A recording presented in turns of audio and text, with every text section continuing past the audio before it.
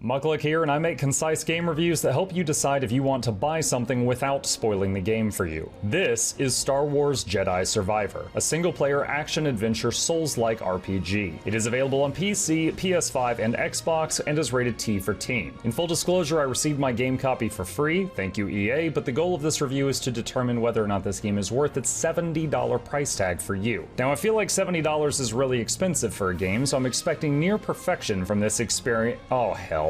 Game setting. Jedi Survivor is the sequel to Jedi Fallen Order, and although Survivor has a brief cinematic at the beginning recapping the events of the first game, I highly recommend playing the first game before playing this to fully understand the story up to this point. The new story takes place some years after the end of Fallen Order. Cal has continued the fight against the Empire all this time, but the other familiar faces are not immediately there. As you progress the story, you find out what happened over the last few years to the team after Fallen Order, as well as uncover a new plan for them to put their hopes in going forward to survive the Empire's constant manhunt. No, not that hope, a new hope. General gameplay. You keep nearly all of the abilities you unlocked in Fallen Order, force pushing, climbing, and others to name a few, and over time you learn additional ones which open up combat and movement options even more. The Souls-like basics are still there. You have a limited number of heals between rests, and when you rest you respawn most of the enemies in the world. You have various lightsaber attacks, the ability to block, dodge, or parry to prevent damage, or even parry blaster fire back into ranged enemies. Survivor took me just over 25 hours to complete on Master difficulty, but I did spend 3+ hours fighting optional bosses, which added more time to it. While I did explore and do side quests, I did not finish all of them, so if you did that, it would add more playtime to your purchase. Additionally, the game does unlock a new Game Plus mode at the end for additional, more challenging playthroughs if you wish, which would drastically add more gameplay time if that strikes your fancy. Comparisons to other games. As mentioned in the Fallen Order review, the game is definitely a Souls-like Metroidvania. However, unlike in Fallen Order, you do have a bit more control over your customization that goes beyond cosmetic. You can unlock different perks and stances throughout the game and use these to change your playstyle. Note, there are more than what I am showing you here, but I don't want to spoil the others for you. As for the Metroidvania part, there are many times you can double back to an area you've already been and access new things with the new abilities and technology you pick up on your travels. The details.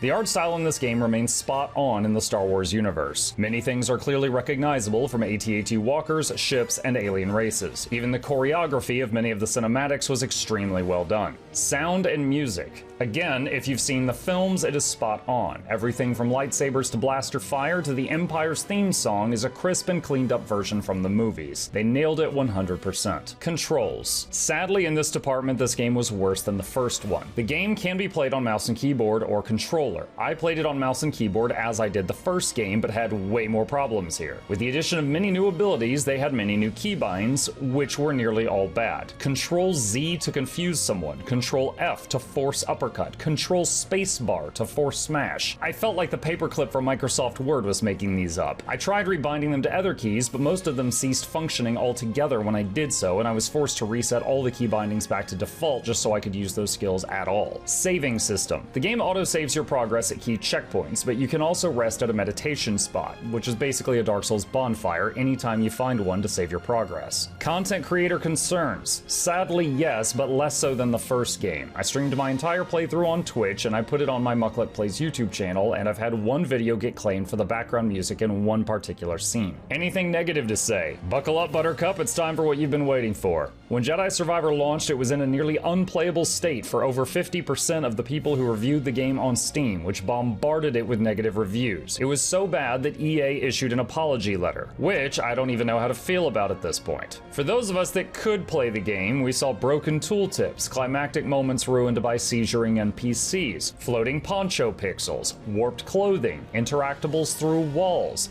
enemies firing through other enemies to hit you. Every time I used the holotable to travel, my computer fans began spinning so fast Elon Musk wanted to use it for the next mission to Mars. Even in the final boss fight, which I won't show for spoiler reasons, I had a couple of attempts end by me and the boss falling through the floor. There were also 3 mini-games added to this game, one where you grow a garden, one where you fill a fish tank, and another where you played Yu-Gi-Oh, but you could only play cards of enemies you had killed and scanned, which makes me leery of any collectors in this universe. However, this this game was super RNG, and placing the same units down did not always win the same fights. These three aspects of the game felt very shoehorned in and not at all related to the rest of the game in any fashion. Power scaling. I'm going to be vague here because spoilers again, but a few legendary names from the Star Wars franchise make an appearance, and they, as well as the final boss of the game, were easy to beat compared to this frog. The difficulty of the various boss fights felt entirely out of order. Final thoughts. I just said a lot of negative stuff, so I want to circle back to the positive. If you liked the first game, if you felt that Forgotten Order was 10 out of 10, you would probably like this game and find it 8 out of 10. It is fun, which is extremely important and worth mentioning. However, due to game systems that seem completely unrelated to each other, difficulty spikes making the game feel out of order, far worse controls, and a mountain of bugs, I have to say that the game does not feel worth its price. If you enjoyed Fallen Order and are itching to play this one, I recommend waiting on it to be on sale or possibly hit Game Pass, and hopefully there will be more bug fixes out by then. This video is not sponsored, so if you enjoyed it, please consider hitting that like button to help us out with the YouTube algorithm, and subscribe for more content. If you'd like to see more of my own playthrough of Jedi Survivor, I'll include a link to that playlist from our other channel down below. As always, a massive thank you to our dear patrons who make content like this possible. If you'd like to become a supporter and earn early access, there's a link to that in the description. May the Force be with you.